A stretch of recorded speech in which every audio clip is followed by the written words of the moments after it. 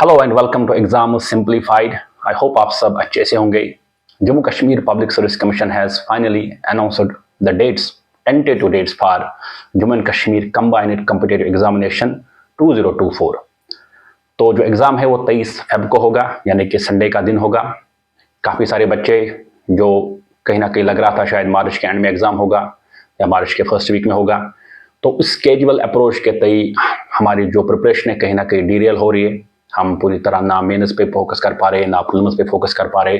तो हमने ऐसे भी स्टूडेंट्स देखे जो सिर्फ प्रीलिम्स पे फोकस कर रहे, प्रीलिम्स देते हर बार, प्रीलिम्स क्वालिफाई होता है, लेकिन they are never in a position to at least crack the main examination. और ऐसे भी बंदे हमने देखे जिनका मेंस का तैयारी बहुत अच्छा होता है, लेकिन they are never in a position to sit actually in the main examination, because वो कभी मेन का प्रीलिम्स से क्वालिफाई नहीं होता है।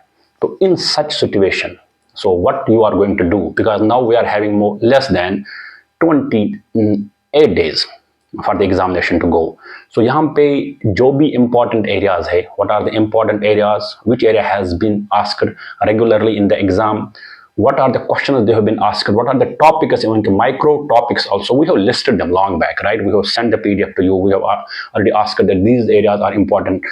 यहाँ से बार बार questions आते हैं। For the Jammu and Kashmir Public Service Commission, we have been asking regularly your geography, your science and tech, your history, your polity, current affair का उतना महत्वपूर्ण रोल नहीं होता है, and few question from Jammu and Kashmir उनका काफ़ी role है। Plus apart from that C SAT को कैजुअली नहीं लेना है, उसको ज़्यादा से ज़्यादा फोकस करना है। तो लास्ट के इन 27-28 दिन में brush up again, revise again whatever notes you are having, जो भी आपने नोट्स पढ़े हैं उनको एक बार दोबारा से ब्रशअप कीजिए।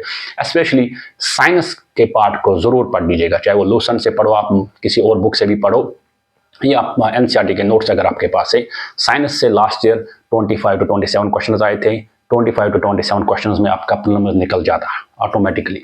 तो इसीलिए तो ऑल दो स्टूडेंट्स जो सोशल साइंस बैकग्राउंड से हैं, my request only is that at least जो इंपॉर्टेंट टॉपिक्स है साइंस एंड टेक के, यानी कि डेली बेसिस साइंस के जो भी है, फिजिक्स वाला, केमिस्ट्री वाला, केमिस्ट्री, फिजिक्स, केमिस्ट्री या बायोलॉजी के जो इंपॉर्टेंट टॉपिक्स है, brush them again.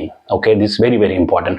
Apart from that, जो आपका है ही पॉलिटी, ज्योग्राफी, हिस्ट्री, उनको भी अच्छे से नज़र में रखें। इकोनॉमिक्स के क्वेश्चंस आपको बेसिक मिलेंगे, ज़्यादा करंट अफेयर के क्वेश्चन नहीं मिलेंगे, लेकिन व्हेन इट कम्स इकोनॉमी, आपके जो बेसिक चीज़ें हैं, जीडीपी, जीएनपी, उसके साथ साथ आपके डिफरेंट सेक्टर्स ऑफ इकोनॉमी के रिलेटेड क्वेश्चंस आते हैं, या एक्सटर्नल सेक्टर और आपका जो बाकी चीज़ें हैं बजट के रिलेटेड जो भी चीज़ें, वो भी क्वेश्चन में पूछ सकते हैं। तो my focus, my sole aim of making this video that सबसे इंपॉर्टेंट है कि काम योरसेल्फ नाउ। वो कैजुअल एटीट्यूड जो इससे पहले था या बाकी जो आपके दुविधा थी, उसको थोड़ा सा आप साइड पे रखें। Now it's a time that you focus more. ये 27-28 दिन मेक और ब्रेक होंगे। अगर आप अच्छे से मेहनत करोगे, आपको प्रीलिम्स में 100 में से 100 लाने की ज़रूरत नहीं है, जैसे कि जेके एसएसबी में होता है। यहाँ पे आपको पता है 90 पोस्ट में एटलीस्ट वो 2000 से 2200 तक बच्चों को एटलीस्ट मेहनत लिखने के लिए अलाउ करेंगे। तो आपको, अगर आप जनरल कैटेगरी के बंदे हो, तो आपको टॉप 900 में आना पड़ेगा। You have to be among top 900 so that you can write the main examination. तो उसके लिए इंपॉर्टेंट है कि आप एटलीस्ट 30 से 35 क्वेश्चन अच्छे करो। 30 से 35 क्वेश्चन मिनिमम आपको अच्छे होने चाहिए, प्रोवाइडेड पेपर कैसा हो। लास्ट 3 साल का मैं अगर आपको बताऊं, ये कट ऑफ कभी 80 पार नहीं चला गया। इवन कि 21-22 में ये शायद 40 पार भी नहीं चला गया। 23 में शायद मुझे लगता है कि 60 तक टच हो गया था, लेकिन उससे ज़्यादा ये नहीं होता है, क्योंकि पेपर ये बहुत डिफिकल्ट सेट कर रहे, उसकी वजह से चीज़ें इधर उधर हो जाती है। तो इंपॉर्टेंट है आप लोगों के लिए, you focus on the things which are very important. जो आपके स्ट्रॉन्ग एरियाज है ना, उसको और स्ट्रॉन्ग कीजिए, make it more strong, so that गलती का स्कोप कम हो जाए। और इंपॉर्टेंट है वही चीज़ें एग्जाम में करना है जो आपको आता है। हर क्वेश्चन को छेड़ने की जरूरत नहीं है।